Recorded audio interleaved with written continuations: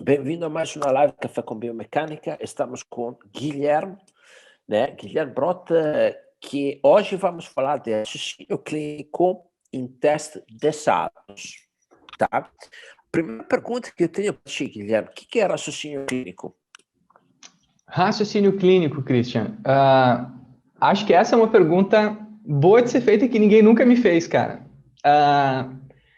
Raciocínio clínico é quando a gente ultrapassa aquela barreira da decoreba, né? Aonde a gente pensa assim, eu tenho que fazer isso, para daí ver aquele outro resultado, para daí fazer aquela intervenção. Né? A gente ultrapassa aquela coisa de tentar sempre ficar decorando protocolos, né? Para começar a pensar o paciente, né? Para colocar o paciente no ponto central, o start da nossa intervenção, e pensar quais são as necessidades desse paciente, o que eu posso fazer para descobrir quais são essas necessidades, como identificar possíveis problemas e aí como intervir. Raciocínio clínico é quando a gente pensa o paciente desde do seu caso, qual avaliação deve ser realizada, que tipos de resultados nós temos, até qual intervenção deve ser feita. Mas isso sem utilizar necessariamente protocolos previamente estabelecidos, mas utilizando as ferramentas que nós temos dentro da nossa experiência profissional, né? Na área da saúde é muito comum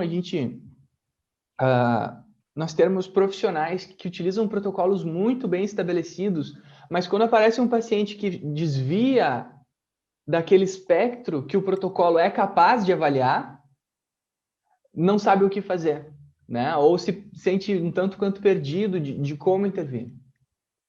Ou ainda, conhece a avaliação, mas não sabe como utilizar os dados na sua plenitude e se os dados são efetivamente úteis, né?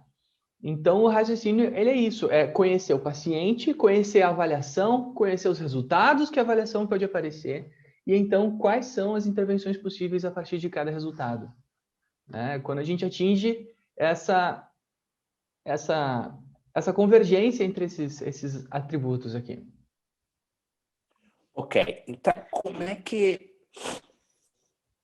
vocês botam ali em Caxias raciocínio clínico e como podemos usar ele em testes de saltos? Muito bem.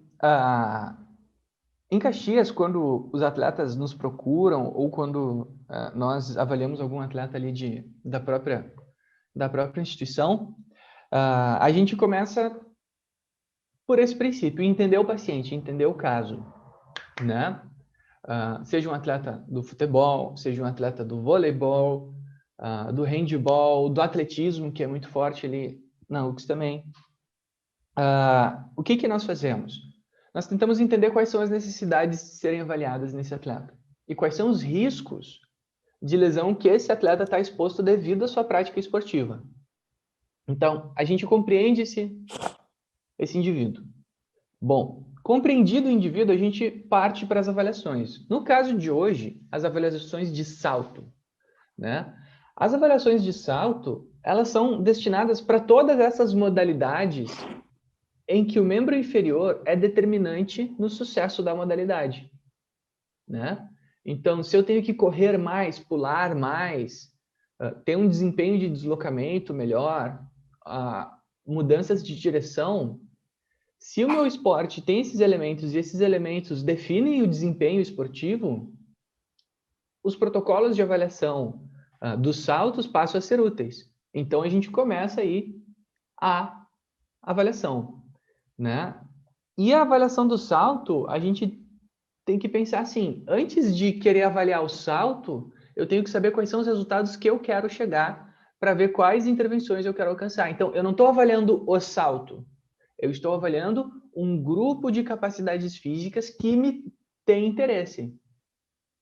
Né? Então, o primeiro passo é sempre avaliar. né? E por que que eu digo tanto isso? Avaliem, avaliem, avaliem. Repitam o processo muitas vezes, para conhecer o escopo de variáveis que vocês têm acesso. Porque às vezes não é o salto a melhor avaliação, ou não é um determinado tipo de salto, né? Que é o objetivo, né? Às vezes é outro. Então, se eu não avaliar muitas vezes e começar a conhecer o escopo de variáveis, de resultados que me interessam, eu não vou saber como intervir, aí o raciocínio não dá certo. Porque a gente tem que fazer a avaliação baseada no nosso objetivo, ou seja, naquilo que a gente quer alcançar. Né, Christian? E nos saltos a gente tem diversas formas de avaliar o paciente. Né? Existem muitos saltos na literatura que nos apresentam associações importantes com desempenho e com ocorrência de lesões também. Ok, então na avaliação tu diz que tem que ter um objetivo, né? Isso. Normalmente que objetivo podemos traçar nos testes de saltos? Então, Christian, os saltos, eles vão nos dar alguns objetivos específicos, né? Eles vão nos dar o resultado de algumas capacidades físicas específicas. Quais são elas? As principais que a avaliação de salto vertical nos consegue dar acesso. Potência muscular, óbvio, né? Estamos falando de salto, então o primeiro elemento é a potência muscular. O segundo é a força pura muscular. O terceiro é estabilidade e controle articular durante essas tarefas dinâmicas. E isso se dá a partir de 3 tipos de saltos diferentes. Né? É importante a gente lembrar que para eu alcançar esses objetivos, ali, ó, os objetivos ali que o Christian colocou, eu tenho saltos diferentes que nos passam esse tipo de informação. Então, por exemplo, a potência muscular. E aqui, gente, a gente está falando de uma primeira avaliação, de um primeiro raciocínio. Existem ainda outros, muitos mais, né? A gente pode avaliar a fadiga, outros elementos. Bota a fadiga aí também, Christian. Vamos colocar essa aí.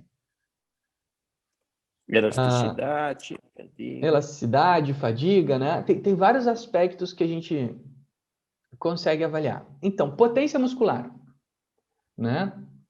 Potência a gente vai adquirir a partir daquele salto conhecido como Counter Movement Jump, né? E eu vejo muitos avaliadores começando as suas avaliações com Counter Movement Jump e já querendo olhar índice de força reativa, potência em watts produzida, sabe? Olhando parâmetros que são relevantes, mas a sua complexidade, a sua relevância funcional é menor do que simplesmente olhar a altura do salto executado durante a tarefa, Christian. Né? A gente pode olhar potência, isso vai começar a nos dar cada vez mais informações mais refinadas. Mas o primeiro passo que a gente tem que olhar é a altura do salto. Né? Será que o atleta atinge a altura necessária? Né? A literatura tem vários artigos já vendo a relação entre a altura do salto e a ocorrência de lesões e o desempenho de velocidade em sprint de 25 metros, sprints curtos, né? Os saltos não têm relação com sprints longos de mais de 25 metros, mas a grande maioria das modalidades, tirando o próprio atletismo, né? Que é mais relacionado, que a menor distância é 100 metros, a grande maioria das modalidades, 25 metros é um sprint importante durante a tarefa. Então, olhar a altura do salto é o primeiro passo para entender se eu preciso intervir no ganho de potência ou não desse indivíduo. Depois, a força pura. A força, essa a gente já vai conseguir a partir do squat jump, né? O counter movement jump nós já falamos várias vezes, é aquele salto que permite o contramovimento, né? Já o squat jump é aquele salto que eu parto da posição em agachamento. Meio agachamento para os mais conservadores, né? Que é aquele agachamento de aproximadamente 90 graus de joelho. O que nós temos aí? De novo, a altura do salto, Cristian. A gente avalia tanto no counter movement jump quanto no squat jump a altura, e aqui a gente já tem informação suficiente para descrever se meu atleta precisa treinar força ou se ele precisa treinar potência. Porque se em um desses dois saltos ele não atingir a meta de altura para ele, nós já sabemos o que é, que ele necessita de intervenções, né? Esse modelo que o Christian está apresentando aqui para vocês, pessoal, ele é um modelo bastante objetivo, né? Ele está construindo uma espécie de um fluxo, um esquema, né? De um fluxo de pensamento ali, né? Mas a gente pode sempre aumentar a complexidade dele, né? A gente pode incluir ali potência em watts, nós podemos incluir os índices, né? Índice de força reativa, índice de estabilidade, o ângulo da pelve, o impacto, a força produzida durante a fase concêntrica, a força produzida durante a fase excêntrica. Mas uma coisa que a gente sempre tenta trazer, gente, é para vocês começarem a avaliar e olhar as primeiras variáveis, né? Por quê? Porque a partir do momento que vocês começarem a utilizar essas variáveis, vocês vão ver, eu sei a força, eu sei a potência, mas eu preciso de mais. Vocês vão começar a querer mais variáveis. E é esse o ponto, né? A gente se familiarizar com o fundamento, que é a avaliação dos saltos e pelo menos uma variável em cada tipo de salto, para depois a gente começar a ir para as especificidades de cada movimento, que é quando entram as tecnologias. Então, esse esquema que o Christian está aparecendo, nem tecnologia é necessário para que seja realizado de uma forma interessante. Bom, aí a estabilidade, né? O que é a estabilidade? É o quanto eu consigo controlar as minhas articulações durante essas tarefas. E aqui um salto que estressa muito bem, que na verdade não é um salto, é só aterrissagem, mas que estressa muito bem as estruturas para que nós consigamos ver a estabilidade de quadril, de joelho e de tornozelo, é o drop fall.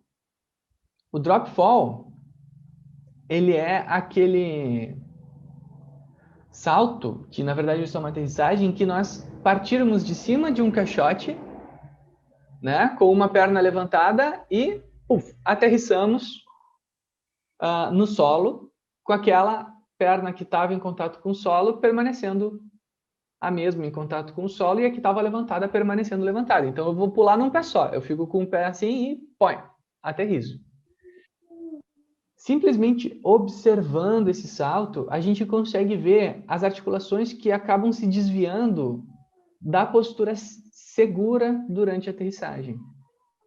Então, enquanto nos outros ali, Cristiano, tu digitou altura, aqui a gente pode simplesmente fazer uma observação de postura, a postura dinâmica durante os saltos, né? E aí, cada desvio de postura pode nos dar um indicativo de que tipo de intervenção a gente vai fazer. Isso aí a gente vai ver mais à frente. Bom, depois tem ali, ó, controle muscular. Aqui, pessoal, o que nós temos? Em todos esses saltos, e aqui eu vou pedir para o Christian agora botar o CMJ, o SJ e o DF, em todos esses saltos, nós podemos utilizar agora uma tecnologia, e aqui eu gosto bastante de falar isso, né? Para essa variável a gente agora precisa do uso de tecnologias, nós precisamos observar a curva de força de reação do solo, né? Essa é uma variável que é invisível para a gente. Então, esse seria o primeiro passo, porque aí vai começar a despertar o interesse, né? A gente viu, precisa de potência, precisa de força, o controle e a estabilidade não tá bom.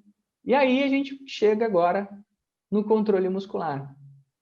Aqui a gente vai ver a finesse, o detalhe dos aspectos que a altura e a observação dos saltos não conseguiram nos explicar.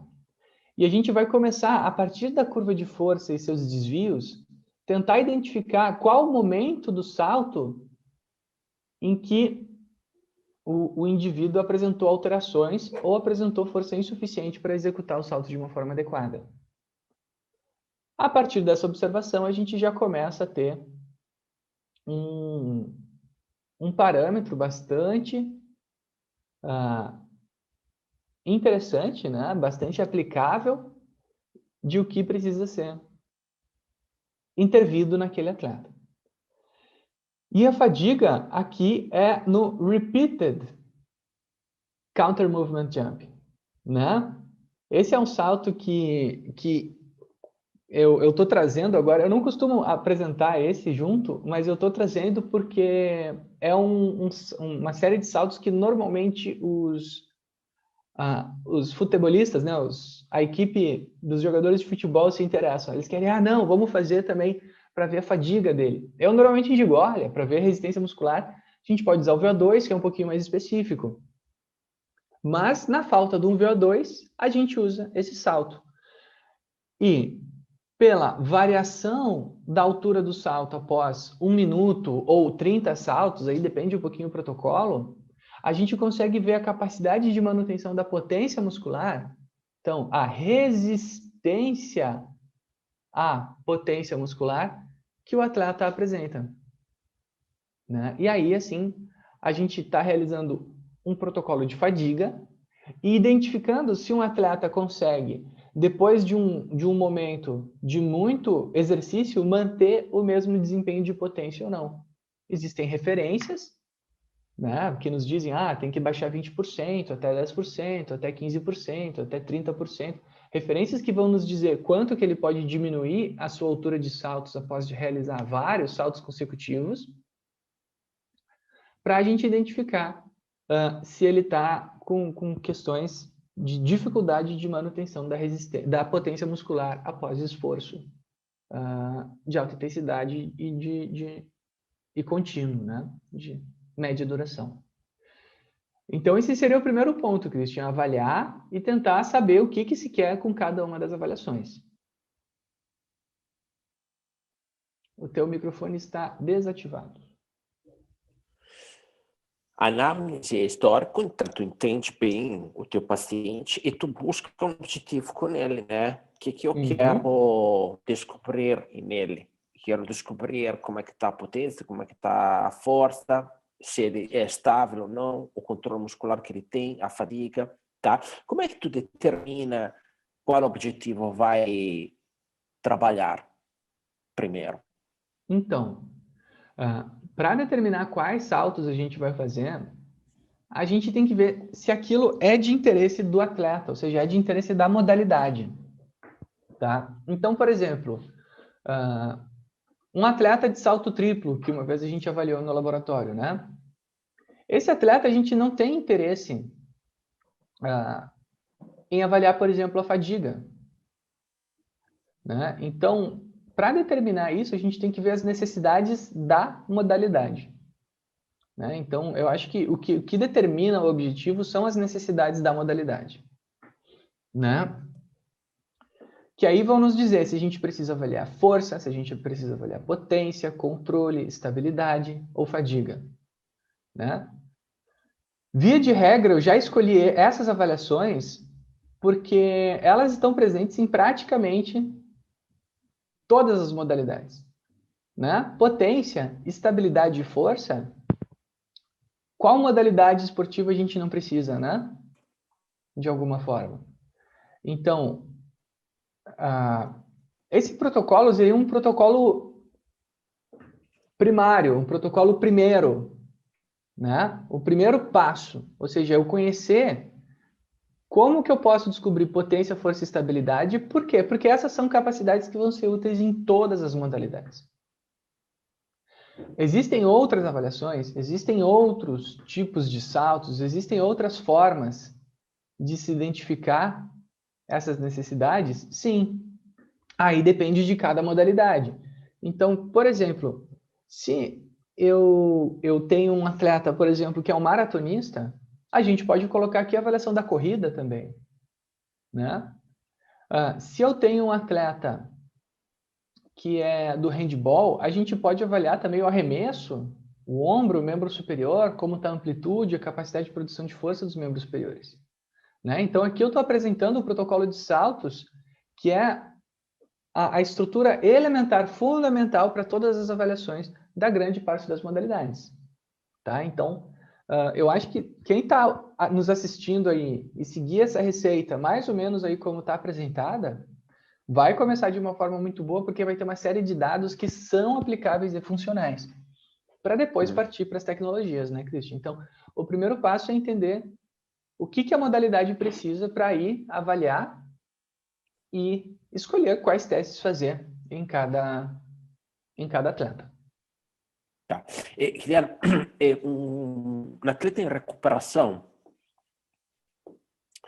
né? Porque aqui tu está falando para avaliar um atleta para trabalhar sobre o desempenho, acredito, né? Mas um atleta que passou para uma lesão, agora está se recuperando e já está no ponto de poder saltar, de poder já começar a trabalhar o desempenho. O foco é o mesmo, ou focado na necessidade da modalidade, ou tu tem que focar eventualmente sobre a lesão do atleta? Muito bom, Christian. Assim, ó, quando a gente fala de lesão, e essa pergunta que tu fez foi muito interessante, porque ela apareceu no curso também, né? Eu tenho um atleta com a lesão tal. Eu tenho um atleta com a lesão X, um atleta com a lesão Y, um atleta com a lesão Z. Pessoal, independente da lesão, agora, gente, gravem aqui esse momento ali, ó.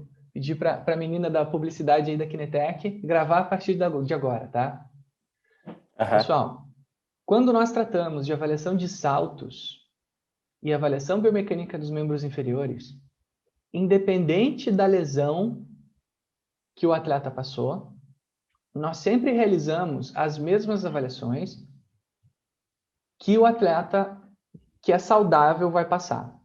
Porque o nosso objetivo é identificar se o atleta lesionado alcança os parâmetros de potência, força, estabilidade e controle muscular que o indivíduo saudável alcançaria. Então, a avaliação é exatamente a mesma. E agora nós vemos, bom, ele já alcançou os parâmetros que ele deveria alcançar, ou seja, ele está com uma boa estabilidade articular, está apresentando força dentro da normalidade, está apresentando potência dentro da normalidade. Se ele está apresentando esses parâmetros já de acordo com o indivíduo saudável, aí ele está pronto para retornar para o esporte. Tá? Independente da lesão. Porque se a lesão está tratada, o processo já está cicatrizado, o processo inflamatório já diminuiu, já não tem mais dor, agora a gente tem que buscar o condicionamento físico, ou seja, ver se ele tem potência, força, estabilidade e todos os outros parâmetros. E mais importante, que é o que acontece após lesões, Christian, é o Fear Behavior Avoidance, né? O comportamento de evitar o movimento por medo de se machucar novamente. Certo. Então, o atleta, se ele ainda tiver medo de se movimentar por causa da lesão, ele vai acabar tendo esses parâmetros reduzidos. Então, a gente tem que aguardar ele alcançar esses parâmetros para ir liberar ele para o esporte novamente. Tem ontem, quarta-feira, eu fiz a live com a Priscila Bispo falando de pacientes com dor crônica. Ela comentou de kinesiofobia. Exatamente. E de catastrofização. Né? E aí, eu entendo, eu, pelo menos, eu sofri muito entorse de tornozelo, o pavor, né? Quando estava mais ou menos pronto para voltar a correr, o medo de pisar torto de novo é horrível. Né? Então,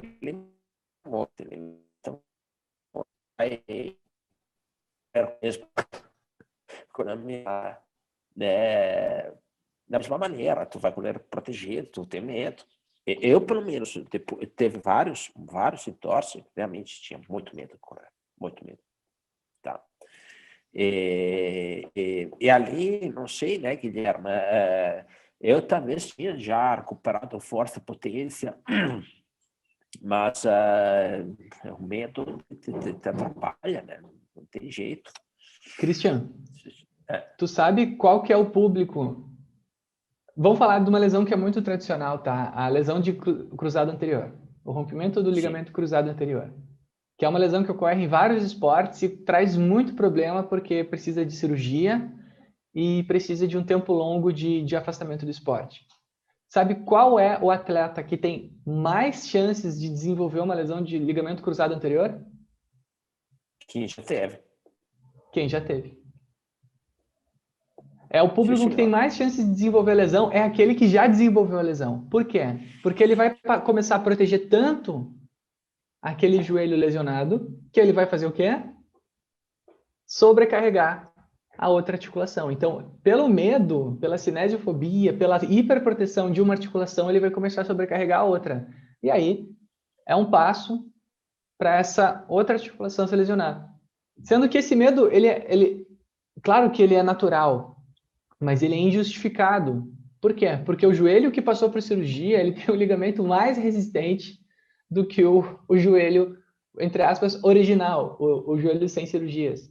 Então, normalmente a cirurgia deixa o joelho mais estável do que o joelho saudável. Né? E aí a gente protege uma estrutura que já é super forte e acaba machucando aquela que nós deveríamos efetivamente estar protegendo. Uhum. Sim. Ah, mas é assim, a cabeça vai daquele jeito ali, né? É, sim, isso é natural.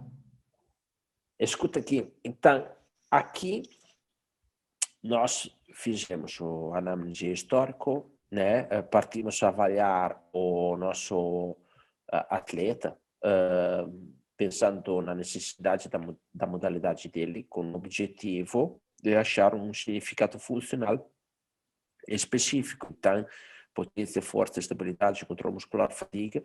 E aí nós temos, tu indicou alguns parâmetros, né, testado com parâmetro relativo a estes aspectos. Agora, depois que eu avaliei, tenho os dados na mão. É agora. Bom, Christian, agora a gente pode fazer dois passos que são um pouco associados, né? Que é conhecer a normalidade desses valores e aqueles valores que estão fora do esperado para cada modalidade intervir, né? Então aqui seria um momento de intervenção a partir da comparação com os valores da normalidade. Né? Então, a gente pode botar assim, identificar desvios ou identificar déficits, né? E a partir destes desvios, nós vamos planejar a nossa intervenção. Né? Então, por exemplo, se nós temos uma alteração da potência muscular, treinamento de saltos, de força, treinamento resistido, estabilidade, treinamentos sob perturbação da estabilidade, que é os treinamentos proprioceptivos ou em superfícies instáveis, controle muscular, aí intervenções um pouquinho mais específicas por grupos musculares, fadiga, fazer exercícios com maior duração, exercícios de potência com maior duração para manutenção da potência durante esses períodos. Então, identificar os déficits e planejar a intervenção são dois passos que eles dependem dos resultados das avaliações anteriores. Né? Então, cada uma daquelas avaliações ou cada um daqueles aspectos que nós tivemos ali, eles vão nos dar o indicativo de aonde nós devemos intervir. Né? E para isso, a literatura é muito necessária, então, passar muitas horas aí lendo, buscando artigos para cada uma dessas medidas, para as modalidades e como elas são esperadas. Então, comparar isso com atletas de alto nível, né? Não vamos comparar com pessoas sedentárias, por exemplo, né? A não ser que seja uma pessoa sedentária, claro. Aí a gente pode colocar os saltos aqui como um aspecto.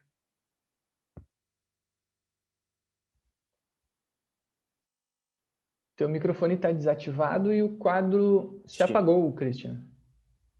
Agora, veio para ti o nosso Instagram. Aqui, está aparecendo sim. Ok. Então, tu comentou uma coisa, né, Gui? buscar na literatura, né, os parâmetros que nos dão a visão dos déficits que o paciente tem.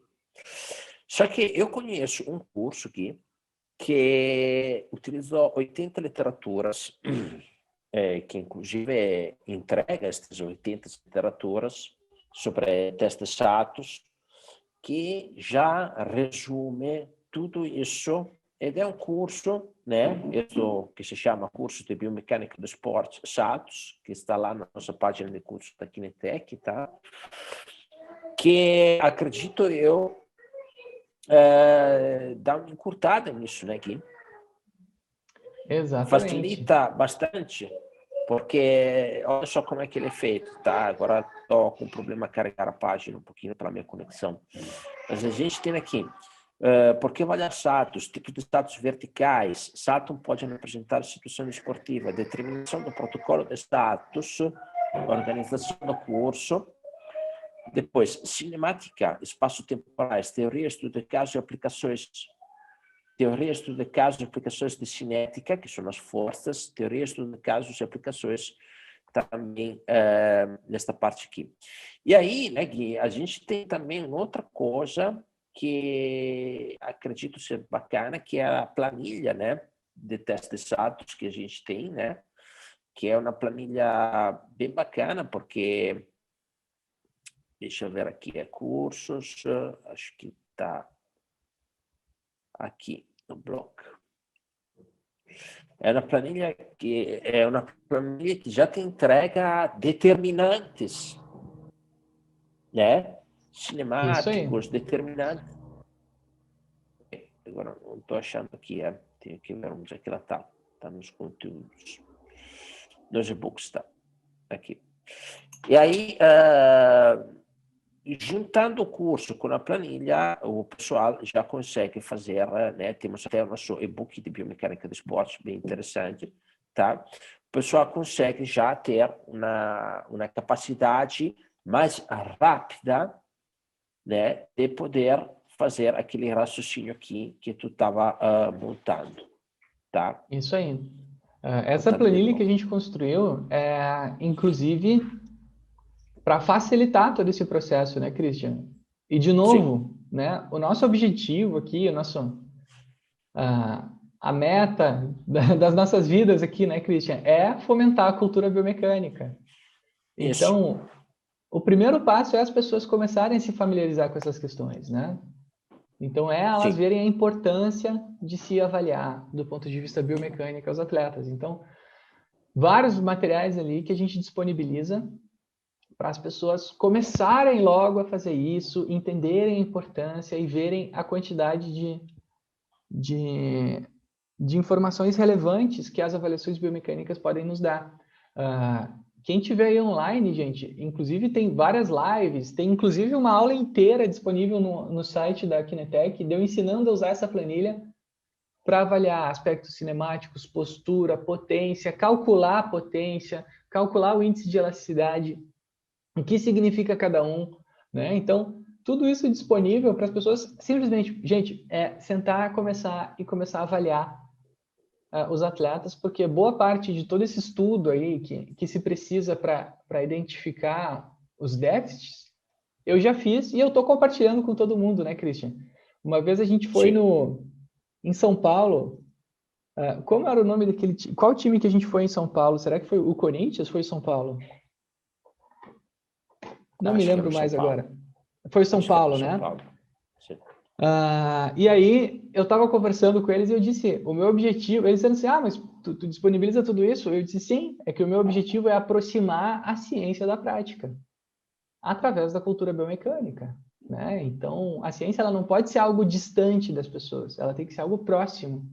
E o papel dos pesquisadores é aproximar a ciência das pessoas, não afastar, né? Então, a gente oferece aí diversas possibilidades, diversos recursos, diversos macetes, né? Inclusive, esse protocolo ele é um macete, né? Porque quantos saltos existem que eu precisei estudar para depois, primeiro determinar 80 literaturas.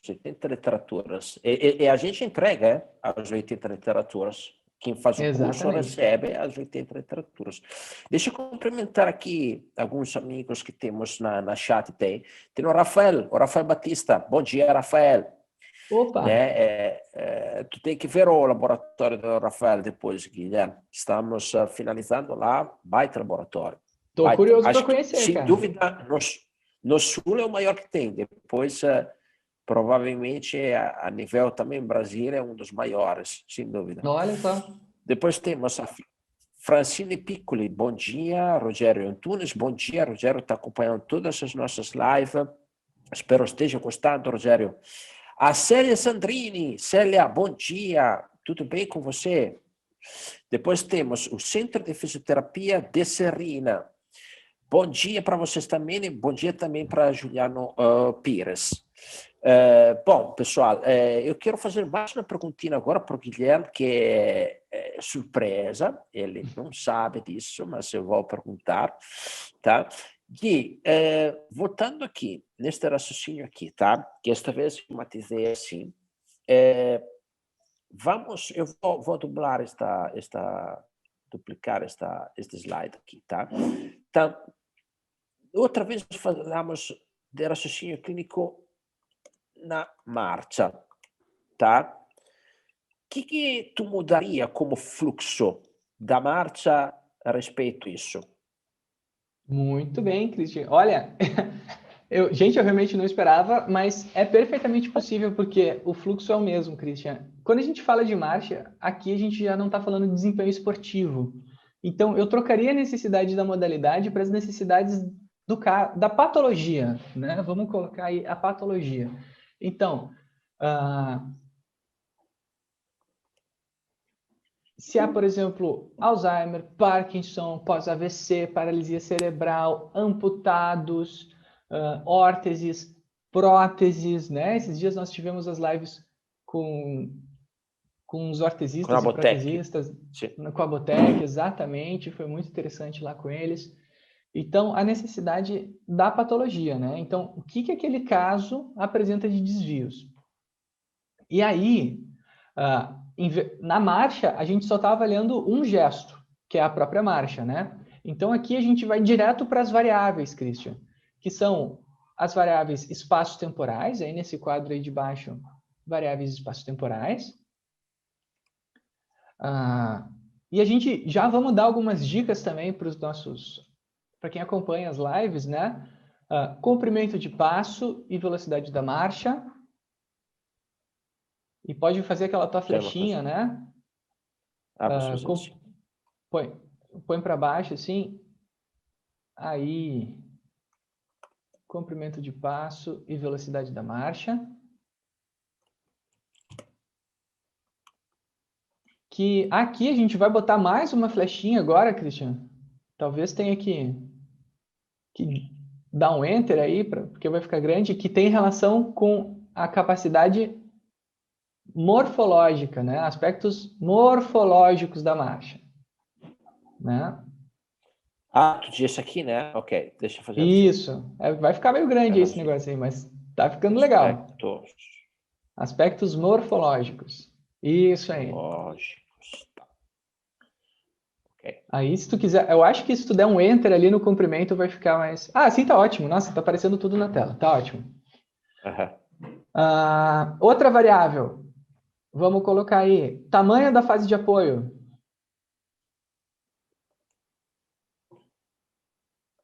Tamanho da fase de apoio. Aqui tem relação com o equilíbrio. Né? O tamanho da fase de apoio é o percentual do ciclo em que o indivíduo permanece em contato com o solo.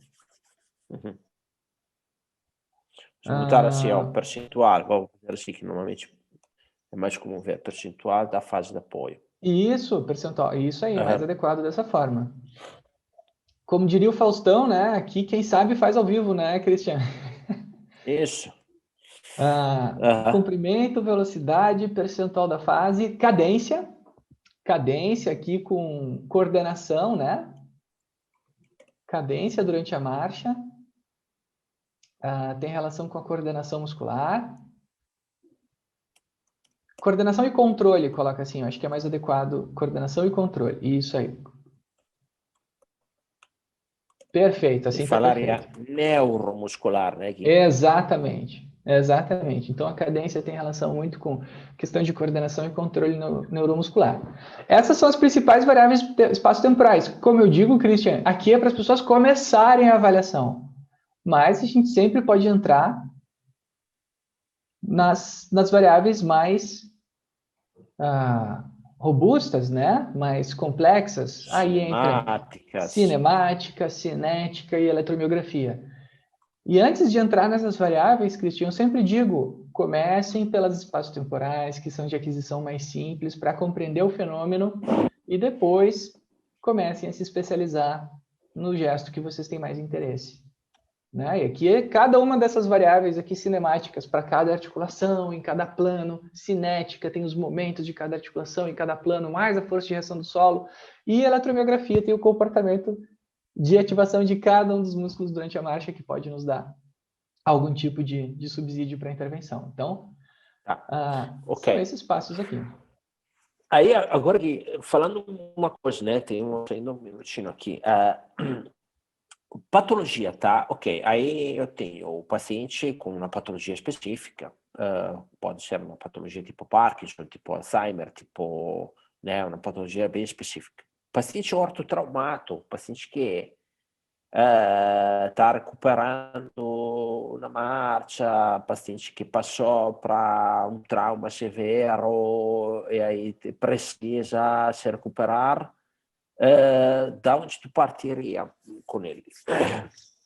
Christian, a gente seguiria exatamente o mesmo caminho. De novo, a gente coloca o paciente no centro, anamnese, histórico. Vamos fazer um exemplo assim, ó. É um paciente que passou por um acidente de moto, né? Um acidente de moto, teve ali fraturas, teve rompimento de algum tecido muscular. O que vai acontecer? Esse paciente, ao passar por esse trauma, ele vai perder as capacidades físicas. 1, por causa do trauma. 2, por causa da imobilização. E 3, por causa do medo. Né? Então, são 3 aspectos que fazem nós diminuirmos essas nossas capacidades físicas. E aí, o que a gente precisa entender? Quais que se perderam e quanto.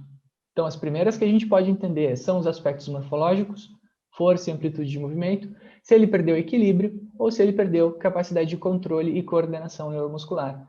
Então, a marcha, ela vai nos dizer exatamente aonde que piorou mais e como piorou esse paciente, independente da patologia ou do tipo de trauma que ele tiver passado. Paciente pós-Covid. Christian, tivemos um caso semana passada pós-Covid. Um menino que passou 60 dias internado. Uau. E Menino, a marcha dele... Oi? Que idade tinha? 30 e poucos anos, era um garoto. Tá. 60 dias internado. E, Christian, a marcha dele está equivalente à de um idoso com 90 anos, um idoso sensível, né? Um idoso dependente com mais de 90 anos. Né? Ele teve uma polineuropatia muito grave. E aí, o que nós queremos ver? Ele está com dificuldade para recuperar a marcha e ele quer identificar, os fisioterapeutas recomendaram a avaliação de marcha para ele, para identificar o que pode ser feito e quais são as prioridades de intervenção.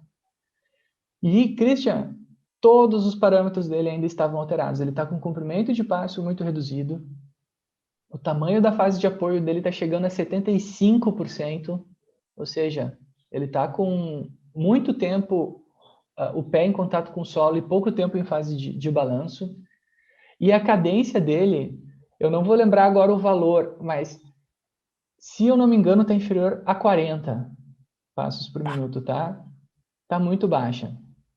Que aí, nos aspectos cinéticos, cinemáticos, a gente viu que é uma coisa que está recorrente nos casos de Covid. A gente teve outro caso de Salvador, que a gente fez uma live também, um caso muito parecido, E a gente está vendo que as musculaturas distais, principalmente na região do tornozelo e panturrilha, elas perdem a capacidade de uma forma muito mais acentuada do que as de joelho e quadril, né? Então, na marcha, a gente está começando a ver isso, né?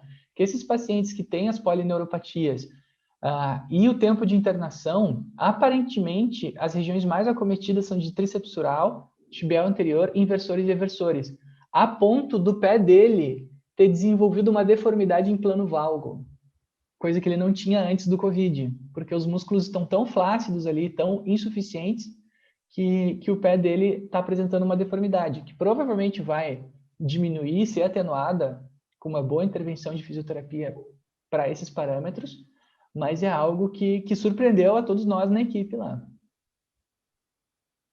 Escuta aqui, e quando tu tem todo extremamente atrado, como o caso dele aqui, né, falando dos espaços temporais, para onde tu começa a intervenção? Tu começa a dar o equilíbrio, tu começa a dar para força e flexibilidade, tu começa a treinar a coordenação, da onde tu começa? Está tudo atrado ali. Christian, eu acho que a gente foi muito feliz aqui na construção do esquema, porque a gente sempre começa pelos aspectos morfológicos, tá? Se o paciente não tem amplitude de movimento suficiente e nem força suficiente para se sustentar durante a deambulação, ele tinha dificuldade, inclusive, para levantar da cadeira, tá? Então, esse é o primeiro passo. Porque senão ele nunca vai ser seguro o suficiente para levantar, né? Para conseguir realizar um comprimento de passo maior, para ter maior velocidade da marcha. Então, o primeiro passo é o que está na primeira linha, né? O segundo passo é dar maior segurança para ele enquanto ele caminha. Ele ainda tem muito medo de caminhar, né? A ponto que ele caminha com o andador por segurança, porque não é necessário. Ele ainda tem muito, muito, muito medo de caminhar. Então, o segundo passo é o equilíbrio. E o último passo é começar a desenvolver uma cadência melhor. Mas aqui o nosso esquema aqui foi muito feliz. E, de novo, né? Por coincidência, né? Porque nós começamos aqui nessa live a falar também da marcha, que foi o assunto da nossa live anterior.